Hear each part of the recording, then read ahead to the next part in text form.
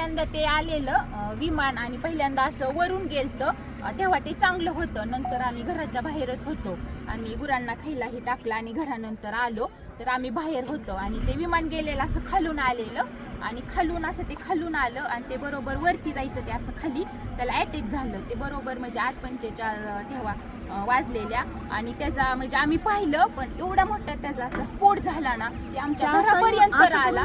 असं ते फिरलं आणि खालीच क्रॅक झालं, ते धावपट्टीवर गेलंच नाही, तसं असं जाग्यावर त्याचा स्फोट झाला. आम्ही एवढं घाबरलो तरी पण म्हणजे ते आले वरून पोलीस ही, मग आम्ही गेलो 15 मिनिटं थांबले. मग आम्ही घरून तरी पण आम्ही पाणी आणलं, बादल्यांनी पाणी घेऊन आलो, त्यांच्यापाशी पाणी दिलं, भिजवलं आणि ती बॉडी अशी साईडला पडलेली आणि त्यांचं मुंडकं ही पूर्ण म्हणजे साईडला होतं ना, अशी निम्मी बॉडी होती ती आम्ही पूर्णपणे पाहिलेली बॉडी.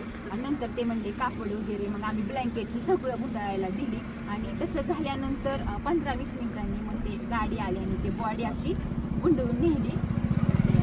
वाईट झालं ते बघितल्याला आम्ही खूप घाबरलो. तुम्ही काय बघितलं? तेच बघितलं, ते येऊन खाली कोसळलं आणि मुलं जायची वेळ नेमका टायमिंगच्या वेळ होता 9:45ला. खाली कोसळला असा भडका झाला, चाक येऊन माझ्यापर्यंत आलं तिथं घरापाशी. काही आम्ही घाबरलो, पोरंही आम्ही पळत सुटलो पण काहीच उपयोग नव्हता तोपर्यंत. ते पर्यंत सगळं हे झालं होतं, बस्ट झाला होता त्याचा. आम्ही म्हणजे काहीच करू शकलो नाही, आता फक्त पाहिलेलं जागेवर गेले. काहीच राहिलं पर्यंत